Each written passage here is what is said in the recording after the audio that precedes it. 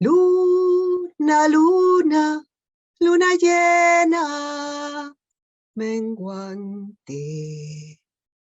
Yo vi de una cara Zamora dándole combate a un río. Así es como se enamora, así es como se enamora tu corazón con el mío, tu corazón con el mío. Luna, luna, luna llena, menguante. Y con este canto que viene de la hermosa tradición oral llanera, es que comenzamos este encuentro.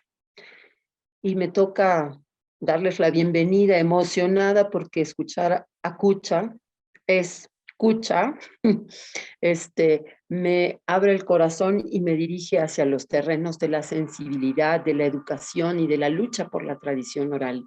Bienvenidas, bienvenidos a esta tarde, a esta nueva emisión de Mincaricui, el aula abierta de la Escuela de Educación Superior Pedagógica Puquiasunchis, porque creemos, como ya se los hemos dicho siempre, que no solos vamos a pensar y resolver la educación, sino que lo tenemos que hacer con toda la ciudadanía.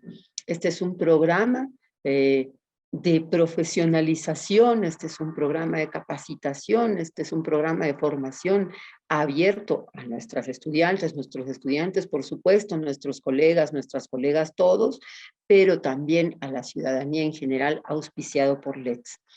Bienvenidos a esta tarde y a esta deliciosa conversación. Para empezar, tengo que agradecer y darle la bienvenida a Cucha y decir quién es para quienes no la conocen. Cucha del Águila, como le decimos de cariño, nació en Tingo María y vivió en diferentes pueblos de la Amazonía peruana. Creció acompañada de las historias que su familia y los pobladores de su alrededor narraban.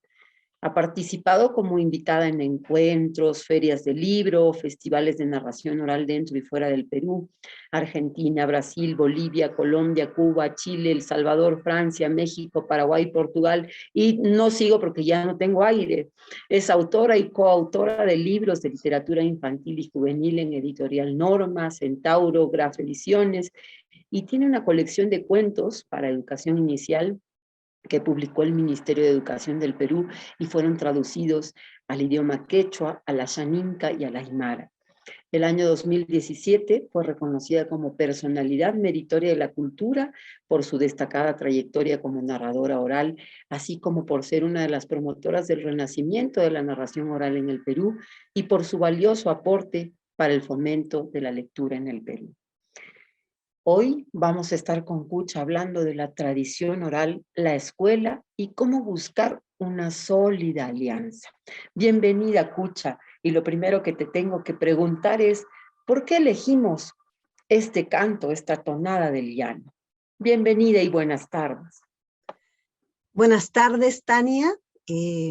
Realmente agradecida por la presentación que haces, por la invitación que haces y también agradecida a las personas que están ahí escuchando aquello que vamos a conversar y compartir. Yo elijo esta tonada de ordeño porque cuando su autor, Simón Díaz, esta tonada llanera, él cuenta por qué escribe esta tonada. Él dice que las tonadas, ¿no? En los llanos servían para el trabajo, para ordeñar las vacas, ¿no? Y la tonada de ordeño era para calmar, para tenerla tranquila a la vaca y dejarse ordeñar. Pero cuando aparecen las máquinas para ordeñar a las vacas, desaparecen también los cantos. Y él empieza a crear también nuevas tonadas. Y me gusta mucho por ese símbolo y esa fuerza que tiene el hecho de crear y recrear a partir de la tradición algo que va desapareciendo, y es esa relación con el propio animal, pero también con esa luna, que para muchos poetas puede ser inspirador para el amor, o para otro tipo o para otros relatos, ¿no? Y me muestra toda esa diversidad, y me hace pensar en esa luna que para la Amazonía es la memoria también, ¿no? Luna es el astro de la memoria. Y Simón Díaz con el canto nos lleva a esa sensibilidad que tú mencionabas para conectarnos con esos recuerdos que para mí tienen que ver también con mi infancia, ¿no? Qué maravilloso. Sí, pues cuando uno está en la Amazonía uno se siente más hija de la luna que en otras partes, no sé por qué. Y ahora ya me lo aclara Cucha. El llano es, y eso es parte de lo hermoso de la tradición oral, de lo que nos dedicaremos a hablar hoy. El llano está entre Venezuela y Colombia, pero ellos no se sienten ni de Venezuela ni de Colombia, se sienten almas llaneras, almas del llano. Entonces, parte de la tradición oral también tiene que ver con esa memoria de los territorios, de tus afectos, de tus organizaciones alrededor de esos territorios. Vamos con Cucha y la primera cosa que le queríamos preguntar es, ¿por qué le ha dedicado tanto esfuerzo vital a la defensa y promoción de la tradición oral? ¿Por qué le has dedicado tu vida a esto, Cucha? Bueno, inicialmente ha sido por nostalgia, ¿no? Como decía hace un momento, también me recordaba mi infancia, me recordaba esa relación en el campo también con las vacas, ¿no? Y por nostalgia es que yo empecé a recordar y a contar las historias que había escuchado. Entonces fue como salvarme. Cuando estaba lejos del Perú, cuando estaba lejos de la selva, cuando estaba en Lima. Yo llegué a Lima a los 14 años y Lima es una ciudad que si bien me impresionó, como seguramente a muchos les impresiona todavía o les impresionan las construcciones, las luces, a mí me sucedió lo mismo, pero empecé a sentirme que ya no era yo, ¿no? Entonces, igual cuando he estado fuera. Y fue por ahí que fue como un impulso y como recordar quién era a través de esas historias. Posteriormente, con mayor conciencia, fue para valorizando todo aquello que traía la tradición oral, porque la tradición oral no es solamente, son solamente los cuentos, los mitos, las leyendas. La tradición oral es un todo, son saberes, ¿no? Saberes ancestrales, son creencias, son celebraciones, pero sobre todo, son usos del tiempo, son usos de la palabra, ¿no? Y son usos del espacio. Tania habló del territorio, y eso tiene mucho, mucho que ver. Todo eso en conjunto es un todo que se traduce en formas diversas en la tradición oral.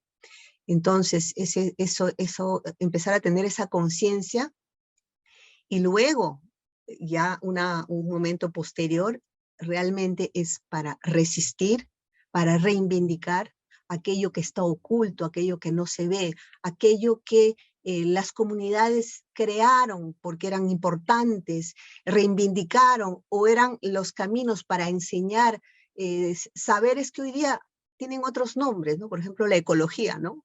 Son saberes antiguos en donde todo es persona, por ejemplo. Entonces, ¿cómo devolverle autoridad a esos saberes que siempre han estado, pero que han estado ocultos o sumergidos por otro tipo de creencias producidas a veces por individuos y también con objetivos de otro tipo, no el bien común necesariamente, sino el aprovechar, el consumir, el sacar un provecho más personal, ¿no? Entonces, para mí son como esos tres momentos importantísimos que se juega la vida nuestra, la vida de nuestros niños, de las futuras generaciones, ¿no? Eso es ahí de manera resumida. Y así es, ¿no?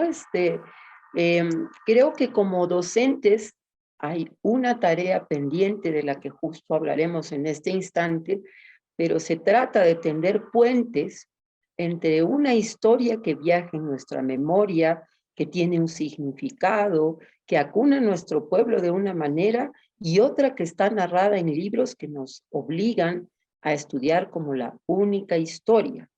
Entonces, en este tiempo, si queremos contribuir a descolonizar nuestra historia, a ser más libres en la interpretación y en la resignificación de esa historia, y no solo para quedarnos en el pasado, sino para mirar con esos ojos y desde ese lugar lo que se viene, para que sean libres de usar su propia voz y su propia manera de archivar la memoria y los saberes, nuestras estudiantes y estudiantes queridos desde pequeñitas y pequeñitos, ¿no? Escucha, querida, hablando de eso, ¿no? ¿Por qué crees que es importante establecer puentes intergeneracionales que mantengan viva la memoria en un país como el nuestro? Porque tú has hecho muchísimo trabajo, por ejemplo, con lo que llaman tercera edad desde solo un enfoque cultural, pero para nuestras culturas originarias eso se llama de otra manera. ¿Por qué ese puente es importante? ¿Por qué tendría que estar presente en las escuelas? Primeramente porque las personas que han vivido, ¿no? Tienen mucho que compartir y tienen saberes que están vivos y son vigentes. Eso pensando en las personas de la tercera edad. Pensando en aquello que traen, es una manera de preservar también eso y de también formarnos de una manera diferente que a la que estamos acostumbrados, que es solamente a través de los libros, ¿no? Es famosa la frase africana que dice Amadou Hampâté-Bâ, que es un sabio africano, que dice que cuando un anciano muere, es una biblioteca que desaparece, ¿no? Y es algo de esa manera. Lo otro es que a nivel de los afectos, ¿no? En tiempos, yo hablo desde la ciudad, en tiempos en que la mayoría de personas que vivimos en la ciudad hemos perdido relación a veces con nuestros hijos, nuestros sobrinos, hay una ruptura en los afectos, en la palabra, en la comunicación, y se ha delegado ese rol que muchos de nosotros hemos tenido la suerte de haber recibido, como es tu caso, Tania, y probablemente muchos de los que estén aquí escuchando, que muchos niños y jóvenes hoy día no lo tienen, crecen huérfanos, y son huérfanos porque se ha reemplazado ese nexo de la palabra, de la conversación, del afecto, de la ternura, por las máquinas, ¿no? Por los aparatos electrónicos que tienen su función. Yo no digo que no sirvan, la prueba es que estamos aquí gracias a la tecnología, pero se ha delegado eso. Y también podemos nosotros analizar por qué hemos delegado, porque el sistema nos convoca, nos obliga, se ha adueñado de nuestros tiempos, nuestros cuerpos, pero nosotros no podemos claudicar con eso y no podemos quitarle ese protagonismo a estos sabios. Claro, podemos decir, sí, pero a mí mi abuelo no necesariamente es interesante. No, ya la relación, ¿no? El afecto, el agradecimiento, ¿no? O el conocer la diferencia también a través de ellos, ¿no? Es fundamental, ¿no? Creo que yo iría por ahí, ¿no? Y además, pues, de nosotros y nuestros intentos de aproximar desde lo urbano también a nuestros estudiantes con otros espacios, está el espacio donde van a trabajar nuestras estudiantes del Pugiasunchis, que es el espacio de comunidad en donde estas cosas también a veces han sido folclorizadas, es decir, Total. Sacadas de su dignidad, de modo que les hemos hecho pensar por años a las hermanas y hermanos del campo, de la sierra y de la Amazonía, que sus saberes no eran dignos de una cultura oficial y del éxito que plantea. ¿Cierto, Cucha? Sí, claro, es muy importante lo que tú dices, porque generalmente se habla de lo intercultural o se habla de los saberes tradicionales o del folclore, con una mirada bastante, como decía Víctor Vich, un profesor, diciendo que celebracionista, ¿no? Y no cuestionando las relaciones de poder que se establecen con estos saberes, y también de consumo, ¿no? La noción más de espectáculo, de espectador que está lejos, ¿no? Que vive. En la tradición oral hay mucho de participación, de co-creación, ¿no? Comunitaria, y eso es muy, muy, muy importante, ¿no? Importante entender que son diferentes maneras de ver la cultura, ¿no? Es cultura viva, como se dice, ¿no? Así es. ¿Y tú qué tipo de habilidades crees que desarrollaría en un estudiante desde pequeñitos hasta en cualquier edad, ¿no? Generar un espacio destinado a la tradición oral en la escuela o tomarla también como eje transversal, ¿no? Pero incluir a la tradición oral en la escuela, ¿qué clase de habilidades crees que desarrollaría en las estudiantes de toda edad, los estudiantes de toda edad? Bueno, si tomamos la escuela como esta institución escolar que está ligada a una entidad más grande en la cual hay programas que seguir, ¿no? Objetivos que hay que lograr, yo podría resumir de la siguiente manera, ¿no? La escuela la tenemos que estudiar, tenemos que ir a la escuela porque tenemos que aprender a leer, a escribir, y algo que nos olvidamos, que lo mencionamos siempre, que es a formarnos, situarnos como sujetos letrados en un tiempo determinado, en un contexto determinado, de manera crítica y constructiva, ¿no? Ese sería, digamos, el objetivo general o la finalidad, como se quiera decir, o la misión de la escuela.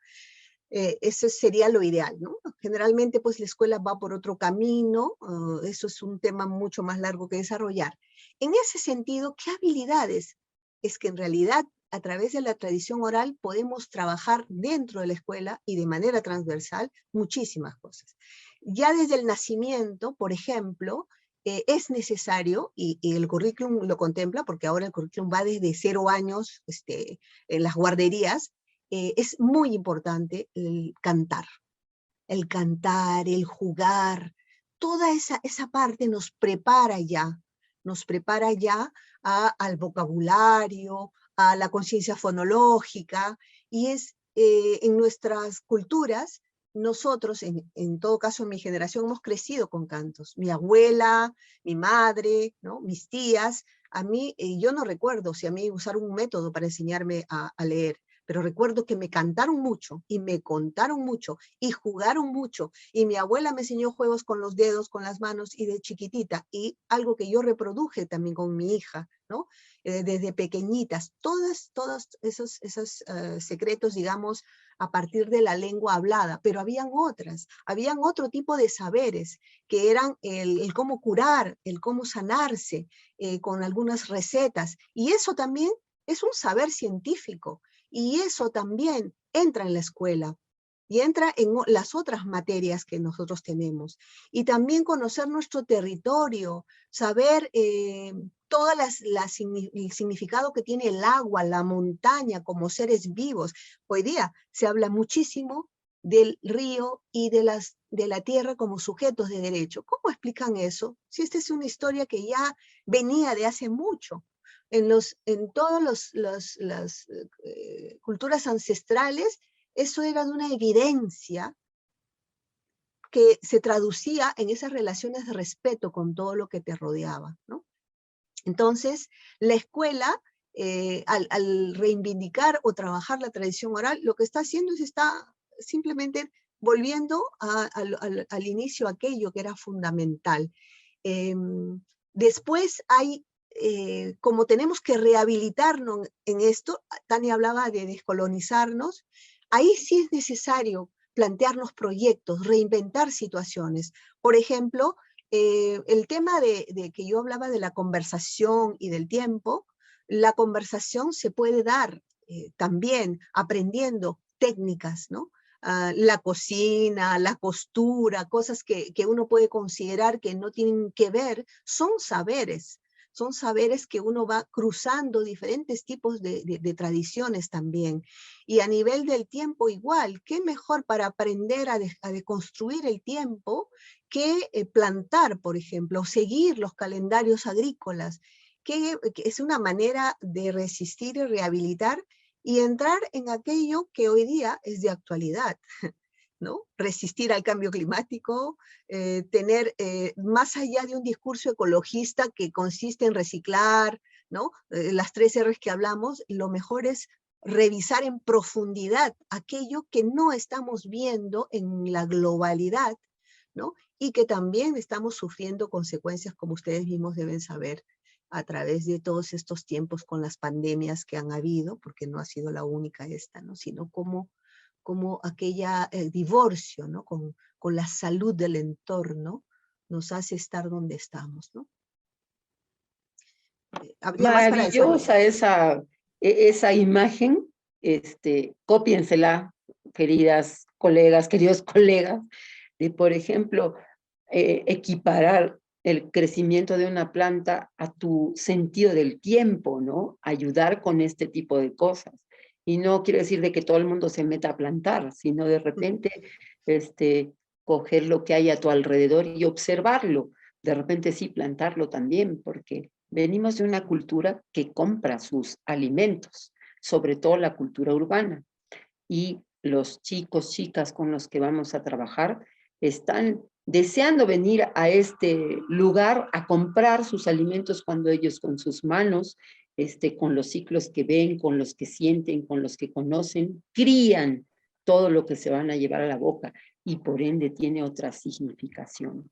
Esto de equiparar la vida que crías a los tiempos, a tu noción del tiempo, es eso, otra ciencia, otra manera de hacer ciencia.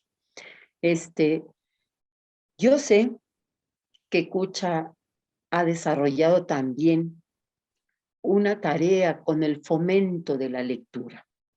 Entonces le voy a preguntar si hay alguna contradicción en echar adelante, inspirar la lectura en todas las edades, desde la Casa de la Literatura donde ha trabajado por años, con la tradición oral. ¿En qué partes se emparentan? ¿Son el mismo trabajo? Me encantará que nos lo digas, Kucha querida, porque eso sí es importante y de relevancia para el ejercicio pedagógico de hoy, queridas colegas, queridos colegas. Bueno, yo diría que nosotros hablamos, o desde Casa de la Literatura se habla de literaturas en plural, ¿no? Porque siempre se ha hablado de un tipo de literatura ligada solamente a la academia. Y en Casa hay una exposición permanente que arranca con las voces, con la oralidad, para plantear desde el inicio que nuestro país tiene múltiples lenguas, y la lengua es aquella con la cual tú narras y describes y expresas tus emociones, tus historias, y parte reivindicando eso. Somos voces tejidas, y ese es el punto de partida para hablar de la literatura. Y luego viene el encuentro con la escritura, que sí, es encuentro o desencuentro. Entonces, ahí hay una interrogante, ¿no? O es el deseo de la voz, ¿no? Deseamos, ¿cuál es nuestra voz? Y tenemos ahí representantes de la literatura, Garcilaso de la Vega y en Guamampoma de Ayala, por ejemplo, ¿no? Dos cronistas que a su manera relatan, narran, uno solo con escritura, el otro narra sobre todo con dibujos, por ejemplo, y ya nos pone, si queremos usar lenguajes de hoy, en lo que es la lectura multimodal, por ejemplo, ¿no? Porque ya estamos leyendo imagen también. Entonces, habría contradicción si solamente consideramos a la literatura aquello que viene en un canon establecido desde una academia, ¿no? Que durante mucho tiempo pues suele suceder, y hoy día hay un canon que es el mercado que lo decide, ¿no? Se decide qué se va, o sea, a veces uno dice, ay, vamos a leer tal cosa, pero en realidad tenemos aquí todo el tiempo la publicidad, o tenemos algunos autores o que se difunden más, ¿no? Que son más conocidos, que tienen una voz más presente, ¿no? Podríamos discutir, por ejemplo, temas alrededor de nuestro premio Nobel. Hay personas que dirían, no, blasfemia, ¿no? Pero podríamos poner no sé, Arguedas, ¿no? Yo personalmente también pondría a Scorza, ¿no? Pero es cierto que, bueno, ellos dos ya no están para discutir, pero está Vargas Llosa. Y luego han habido las literaturas regionales que se ha conocido y se conoce aún muy poco. Entonces, sí, digamos, la escritura usa otros códigos, y hoy día que se usa la imagen también otros códigos. Yo pienso que no hay contradicciones. El problema es cuando se niega o se pone la supremacía de unos sobre otros. Y nosotros, como docentes, podemos sobre todo potenciar aquella riqueza que en nuestras comunidades puedan haber, que pueden ser las comunidades andinas, las amazónicas, que hay mucho potencial para trabajar también y acercarnos también a escribir. Un ejemplo de esto es Alfredo Mírez de Cajamarca, con las bibliotecas rurales, por ejemplo, que ellos han escrito, han usado la escritura para apropiándose de este código para poder conservar aquellos saberes, no solamente de historia, sino de las herramientas, de cómo se teje, ¿no? Es muy rico todo eso. Para mí eso es un gran camino. Y yo también sé que Pucja Sunchis ha publicado, ¿no? Yo tengo algunas publicaciones que me encantan, ¿no? Y ese es un camino, ¿no? Y bueno, reconocer nuestras literaturas en general y conocer y abrirse, porque también las literaturas de otros espacios nos ayudan a tomar distancia, a mirar de otros lados, ¿no? El tema es cuando se establecen relaciones de poder, de desigualdad, se da mayor visibilidad a unos y a los otros se les oculta, o los criterios estéticos son unos dominantes y los otros se considera pues que no tienen el mismo valor, ¿no? Entonces para mí es eso, ahí viene esta conciencia crítica, y hay que en ese sentido como docentes o futuros docentes leer, apropiarse, ¿no? Apropiarse de esa palabra en todas sus formas para hacer uso de ellas como uno desee, y sobre todo para seguir formando a niños, ¿no? A los alumnos, a las alumnas, ¿no? Y con esa diversidad, no solamente las literaturas no solamente son géneros diferentes, también la música, la poesía se presenta de diferentes maneras también, ¿no? Eso. Así es, y a veces creo que la contradicción viene de que, bueno, el castellano tiene su forma bidimensional de escritura, ¿no? Ejemplo. Y como dices, aparte de esa, ¿no? De esa escritura silábica, esta escritura que conocemos, que se imprime, que está en 2 dimensiones, en un papel, que se escribe, eh, está ahora la noción que bien señalas de lo multimodal, es decir, podemos leer imágenes, podemos leer una secuencia de sonidos, podemos hacer un mix de varias fuentes de escritura, porque no solo se escribe desde la bidimensionalidad, ¿no? Desde las letras y las palabras. Pero, ¿qué pasa si hay un idioma como el quechua, como el bora, como el asháninca, que tienen otros sistemas antiquísimos de representación, por llamarlos de alguna manera entendible, escritura?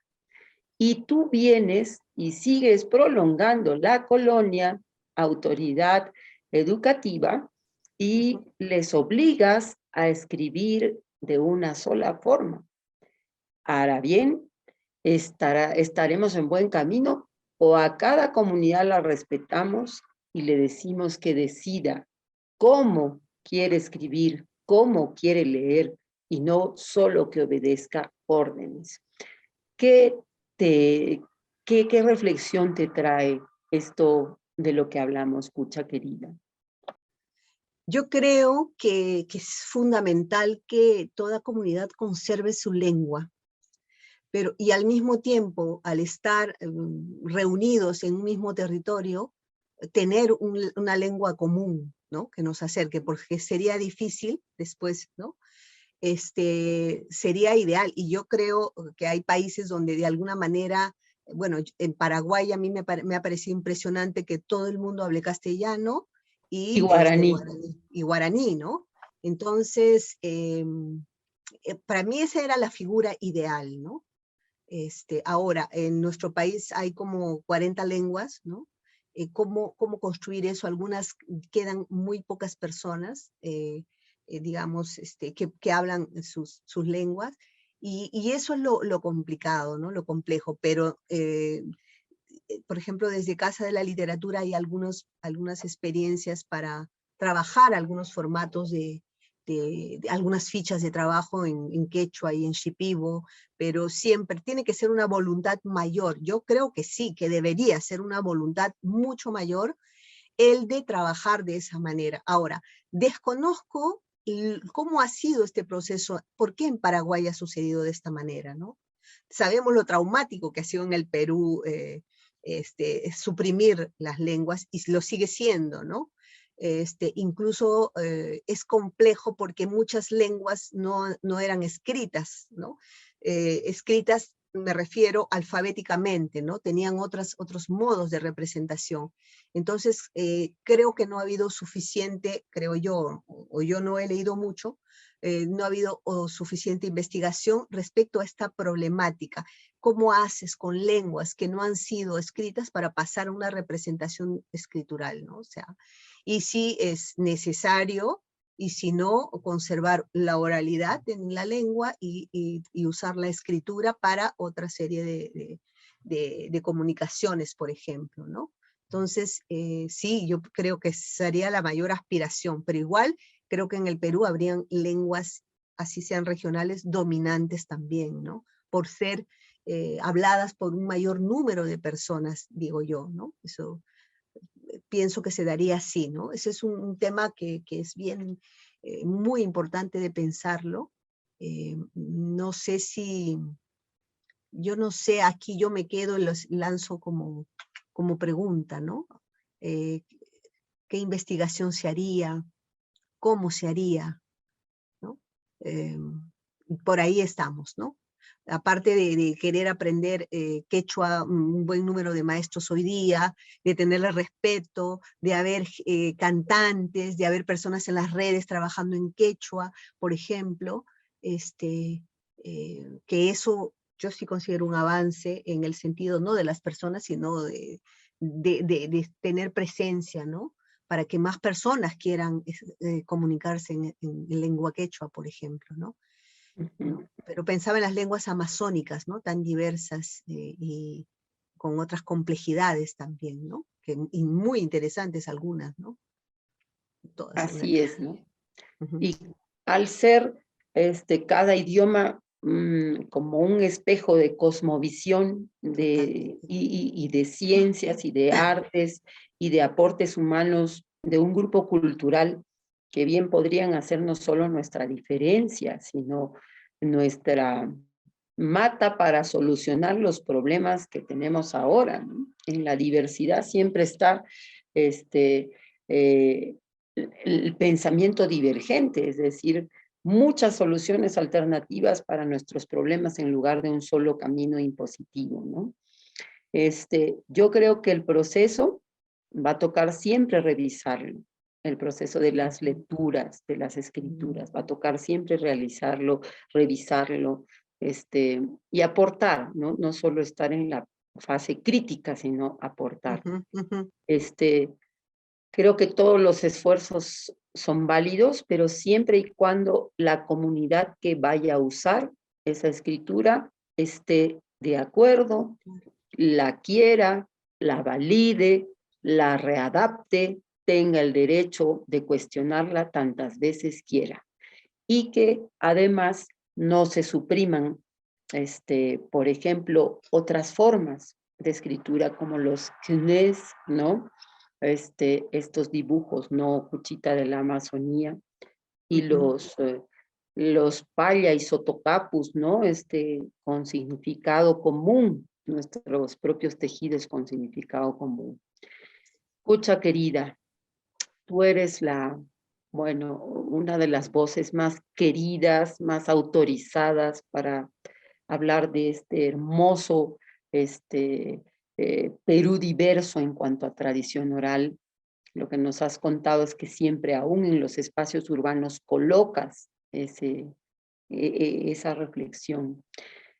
Pero te queríamos pedir, si te provoca, regalarles a nuestros estudiantes, colegas y el público que nos ve hoy día, si te provoca compartirles alguna historia de tu Amazonía original,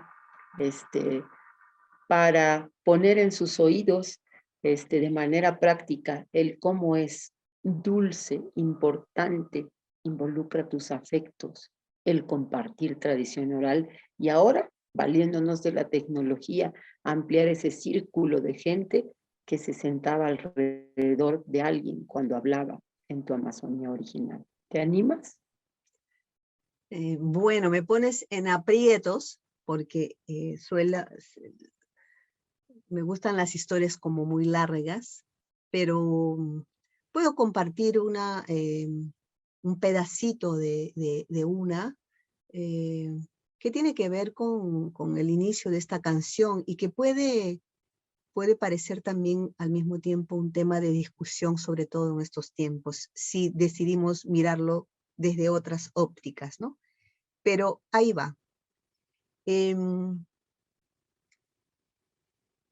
Luna era varón, no era como en los Andes, mujer. Y en las noches, cuando todos se iban a dormir en la maloca común, en la casa común de la tribu, Luna iba muy despacio y se subía a la hamaca de su hermano. A la hamaca de su hermana, amparada de la oscuridad, Luna, que era varón, pues se quedaba con ella, pasaba la noche, le hacía el amor. Pero ella no sabía que era su hermano. Y así, noche tras noche, Luna venía y un día ella quiso saber quién era ese amante furtivo.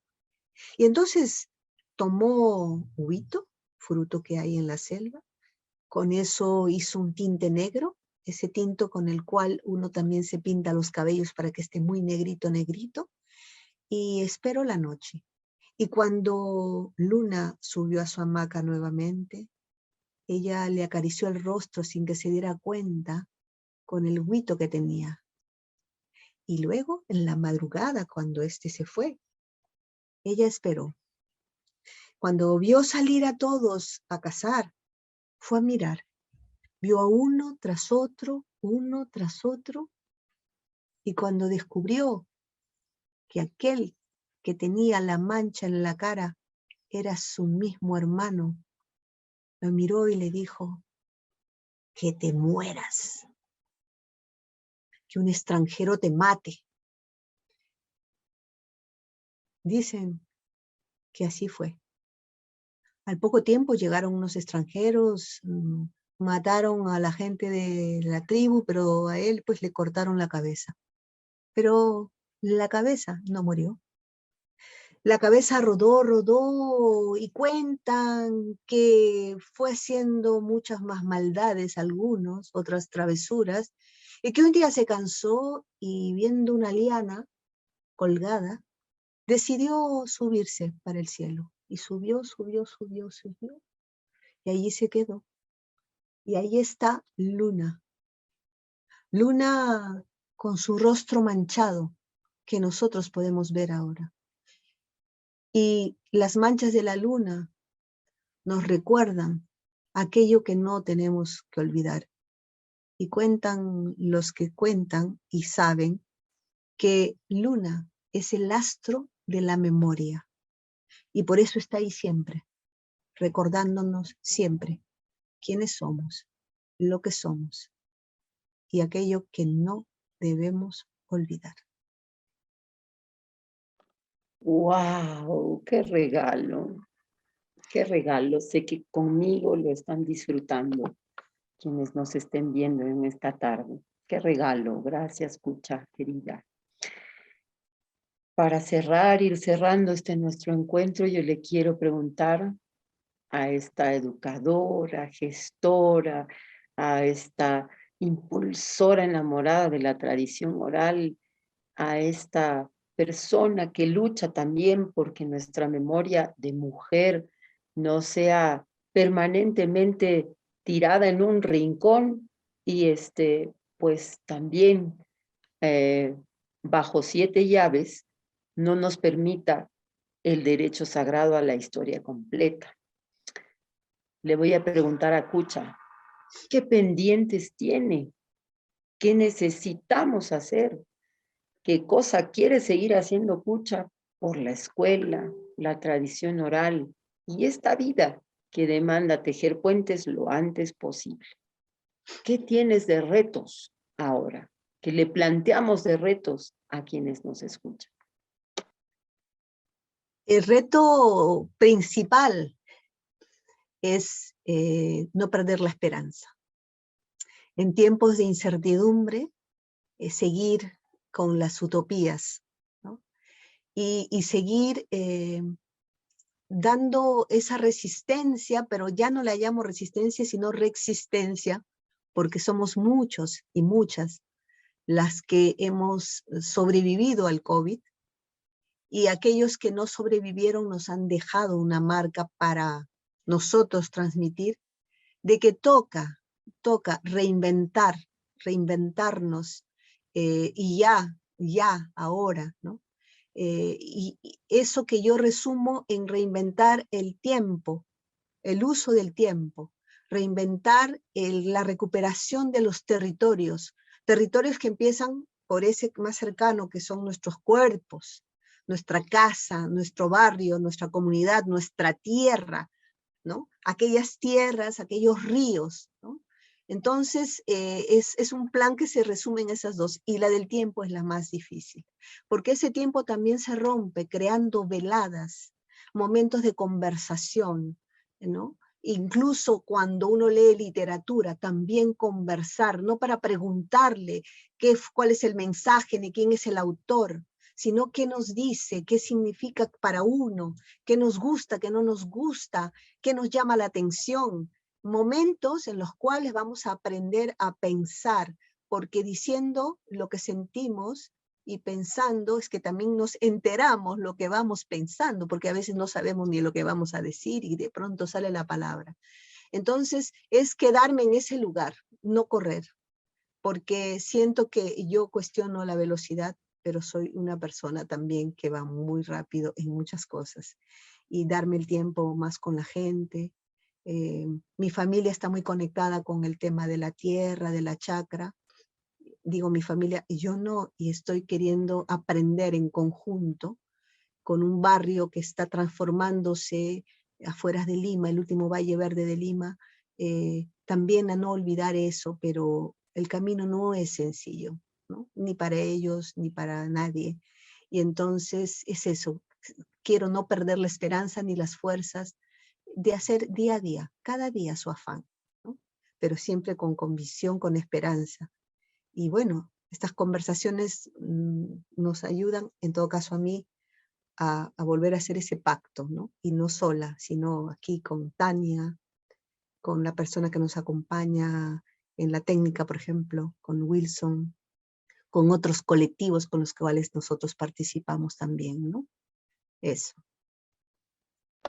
¿Y con qué escuela sueña Cucha? Ay, yo en verdad soy camiseta al Estado, a un Estado, porque si quiera o no quiera, querramos o no querramos, estamos insertos en una sociedad que tiene unas reglas. Yo no creo que deba hacer muchas veces las cosas como se plantean. Yo creo en las grietas. Yo creo que desde las grietas uno puede ir planteando caminos nuevos. Cuando digo no perder la esperanza es porque a veces se ha intentado tantas cosas y no han resultado. Me gustan mucho espacios alternativos, valoro, los felicito, pero siento que hay que, desde mi lugar, aportar en los espacios donde puedan discutirse las políticas públicas, ¿no? Y es ahí, yo siento que yo ya di mi tiempo en espacios alternativos, en búsquedas personales, y que me toca ahora devolver de alguna manera este intento, esta intención, porque dentro también del Estado hay personas comprometidas, personas que quieren construir, y estamos compartiendo un territorio con las mismas reglas, hay un contrato. Tal vez ese contrato social pues, no está bien redactado y hay que reinventarlo, y para eso se necesita pensamiento crítico, personas que hablen, que tomen la palabra, que lean, que escriban. En ese sentido hablo de este compromiso, ¿no? Con todo. Y personas que sepan establecer diálogos, ¿no? Sí. Para sí, realmente no tenerle miedo al espacio público y aportar desde allí lo que traemos cada quien como ciudadanos de un país con una cultura personal y comunitaria riquísima. Muchísimas gracias, querida Cucha. Muchísimas gracias por haber compartido este pequeño espacio de diálogo que esperemos enriquezca la tarea de nuestros colegas, de nuestros estudiantes, y que les invite a crear, a generar, por ejemplo, ¿no? Pequeños espacios de diálogo alrededor de la actividad que sea, o que permanentemente esa conversación esté tan presente que la sintamos un espacio de privilegio para que la voz de nuestros pequeñitos, de nuestras pequeñitas y de nuestros estudiantes de cualquier edad se vaya asentando. Yo les quiero agradecer especialmente a Cucha, por supuesto, a nuestro equipo y a nuestro público querido, y esperemos que esto nutra su quehacer pedagógico y les abra la conciencia de que no solo en aula hacemos pedagogía. Mil gracias, Cucha. Si te tienes que despedir regalándonos una palabra, ¿cuál sería? Gracias, y aquí estamos creyendo, creando. Eso, gratitud y fe. Muchísimas gracias, y con nosotros será hasta el próximo Mincaricuy, donde estaremos con Cecilia Aguiluz y Angélica Ríos, que van a estar dialogando sobre los espacios de educación intercultural, sobre las experiencias pedagógicas de la educación intercultural. ¿Valdrán para este país? ¿Será el camino que hay que seguir? Eso lo estaremos viendo en el próximo Mincaricuy. Muchas gracias por habernos acompañado el día de hoy, y para quienes no pudieron ver el programa completo, los resúmenes de radio salen en los siguientes horarios. Los viernes a las 7 de la noche por Radio Inti Raymi y a las 7:30 por Radio Santa Mónica. Y los sábados a las 4:30 por Radio Quillabamba. Muchísimas gracias. Añay, ñaña chaykuna, tora chaykuna, sonqoy ukumanta pacha. Hasta la próxima. Nos vemos. Luna, luna, luna llena, menguante. Yo vi de una cara Zamora dándole combate a un río. Así es como se enamora. Así es como se enamora tu corazón con el mío, tu corazón con el mío. Luna, luna, luna llena, menguante.